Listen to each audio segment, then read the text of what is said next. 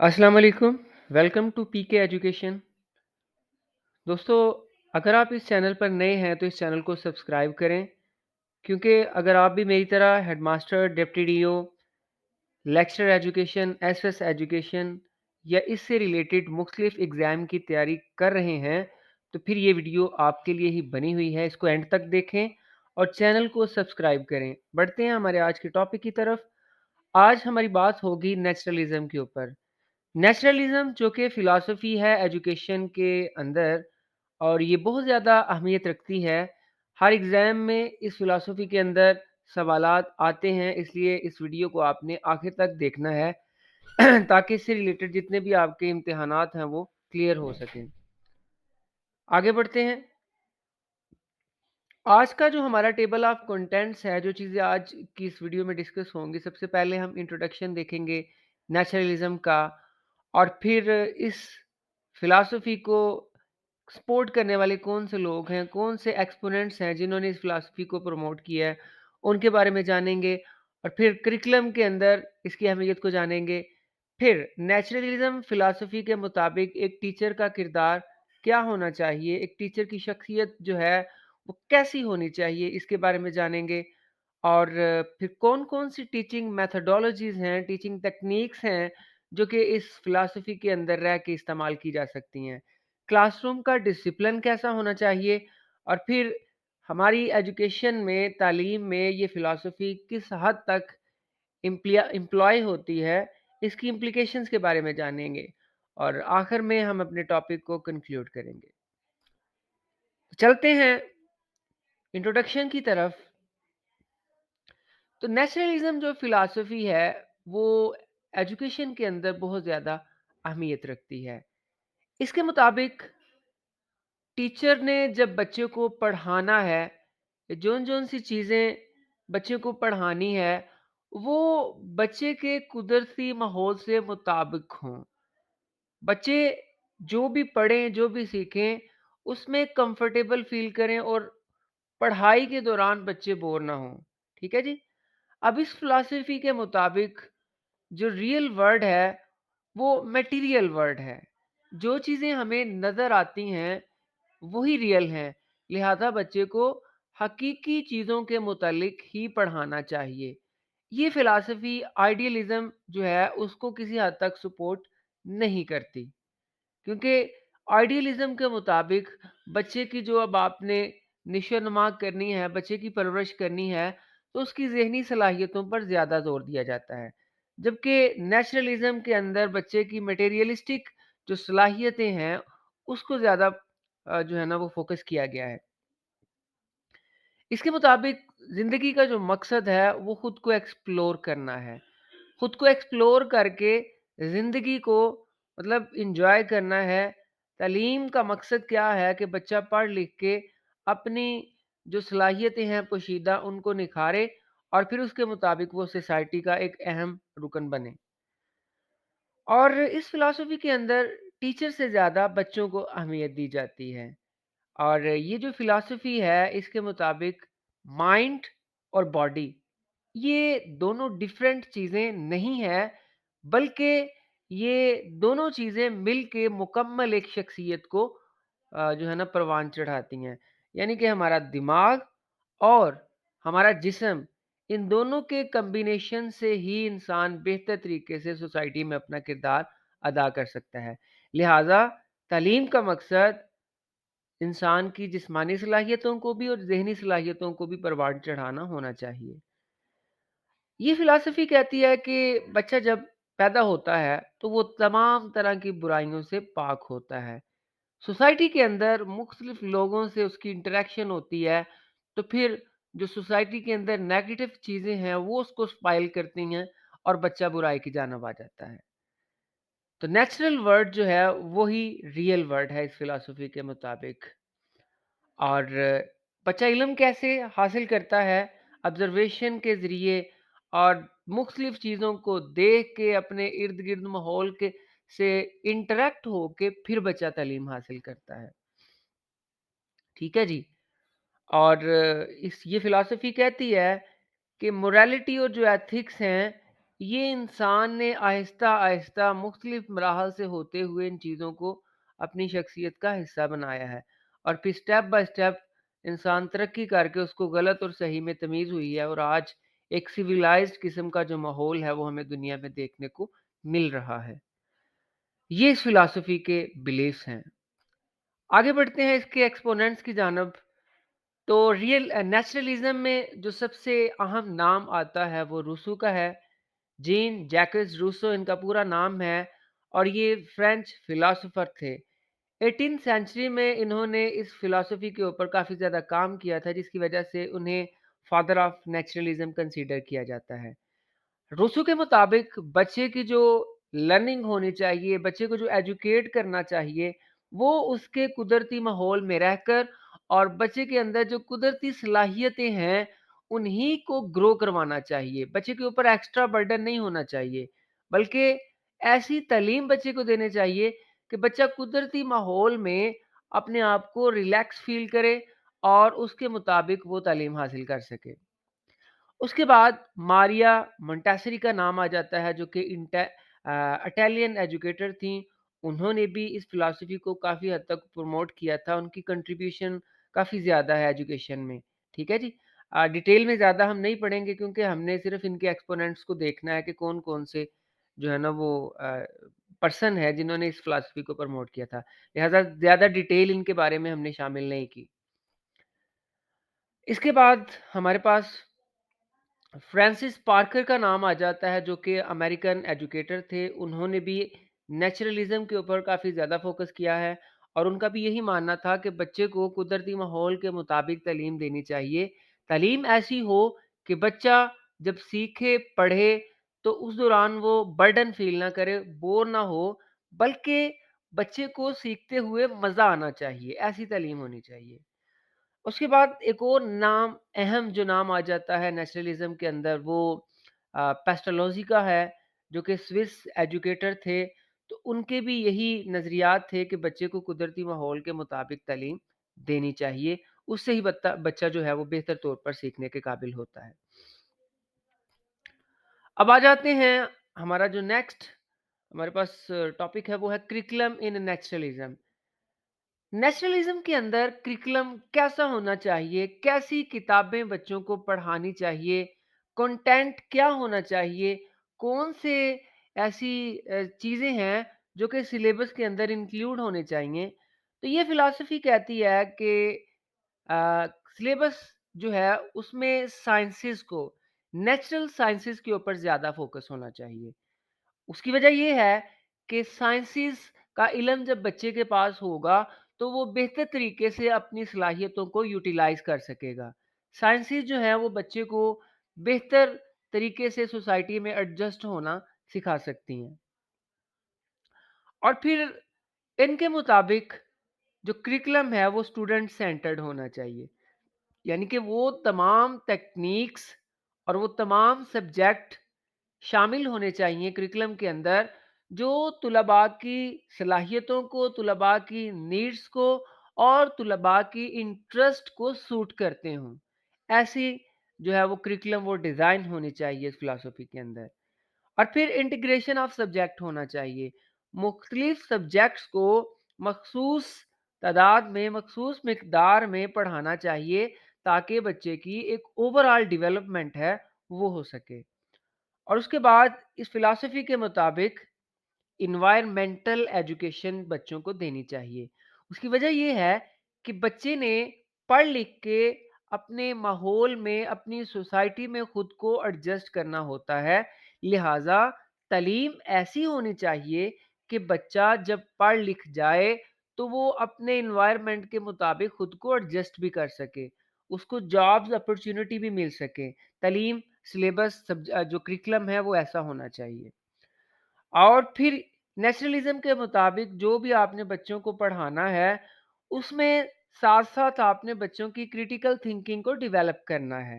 بچے جب کریٹیکلی اپنی تھنکنگ کو ڈیولپ کریں گے تو ہی وہ آگے مزید چیزوں کے بارے میں جستجو ان کو ہوگی، اور وہ نئی نئی نالج کی ڈائمینشنز کو ایکسپلور کریں گے، اور اس طرح وہ زیادہ بہتر طریقے سے وہ जो है ना वो अपनी सलाहियतों को यूटिलाइज़ कर सकेंगे।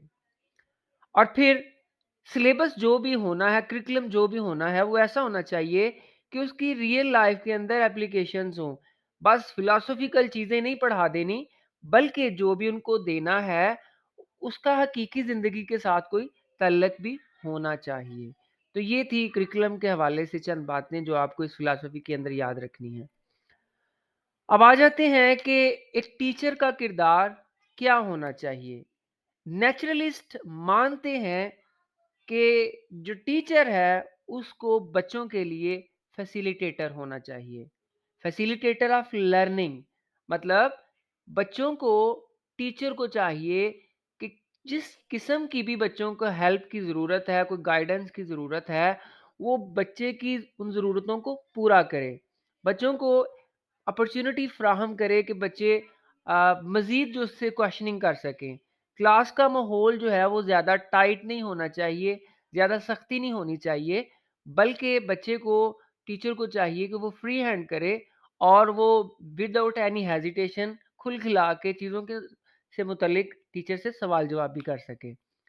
और फिर ऑब्जर्वर और गाइड होना चाहिए थ्रू आउट द टीचिंग।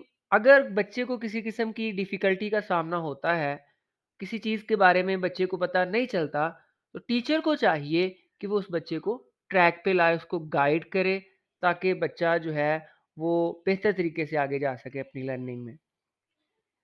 और फिर टीचर को बच्चे के लिए रोल मॉडल होना चाहिए। रोल मॉडल इस सेंस में कि बच्चे ने सबसे ज़्यादा क्लासरूम के अंदर पूरी बल्कि सोसाइटी में जो चीज़ या जो शख्सियत सबसे ज़्यादा बच्चे को मुतासिर करती है, वो उसका टीचर होता है। टीचर को बच्चा फ़ॉलो करने की कोशिश करता है। लिहाज़ा टीचर का किरदार ऐसा होना चाहिए, उसकी शख्सियत ऐसी होनी चाहिए कि बच्चे उससे इम्पैक्ट लेके खुद भी उसके मुताबिक खुद को बनाएँ। तो टीचर को चाहिए कि उसकी ड्रेसिंग अच्छी हो, उसका बातचीत करने का अंदाज़ अच्छा हो, उसका इखलाक अच्छा हो। क्योंकि बच्चे के लिए एक टीचर रोल मॉडल होता है। अब उसके बाद टीचर जो है वो करिकुलम डिज़ाइनर होता है इस फिलॉसफी के मुताबिक।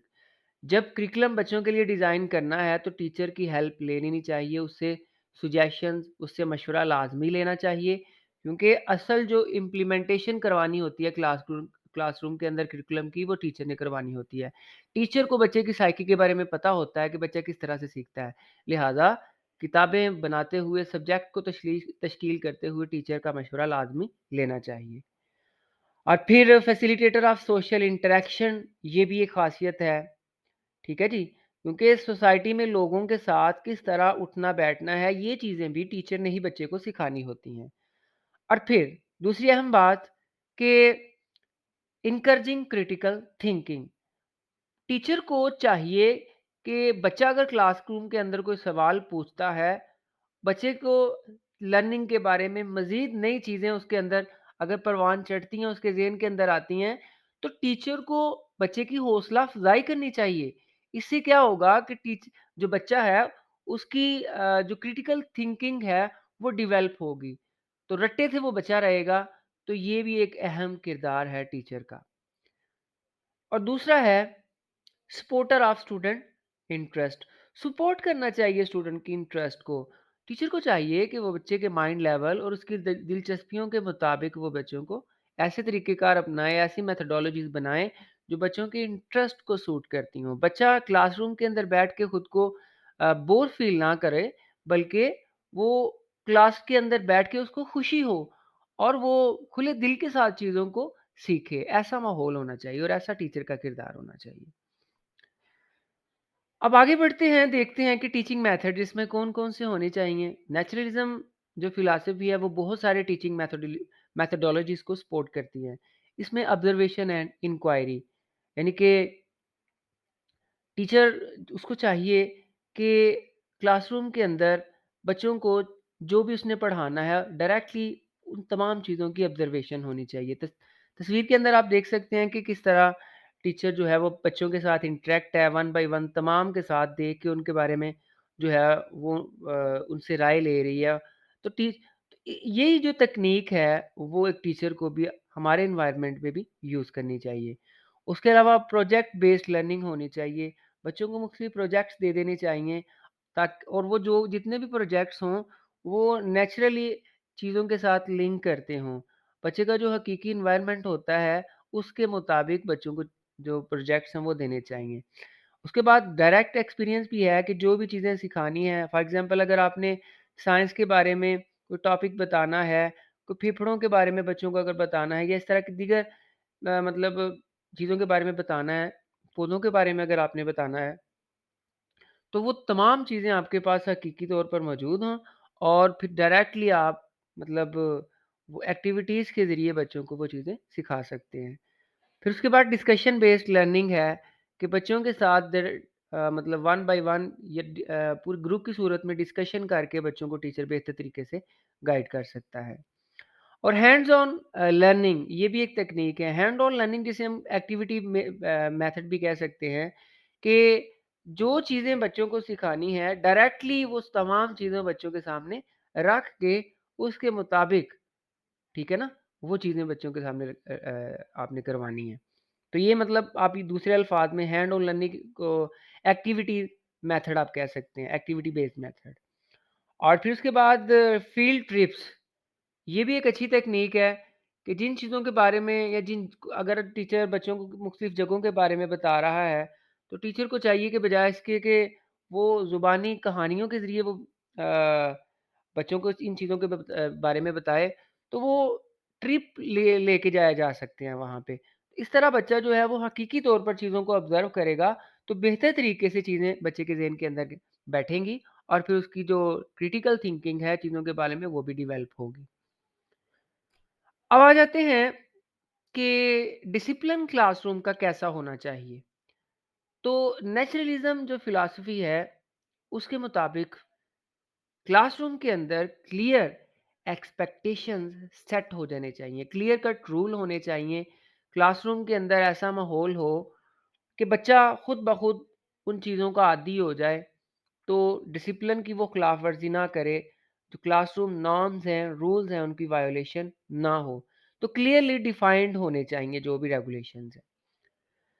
और ये फ़िलॉसफ़ी कहती है कि टीचर को चाहिए कि वो बच्चे को इस हद तक ट्रेन करे कि बच्चा खुद ब खुद डिसिप्लिन में आ जाए।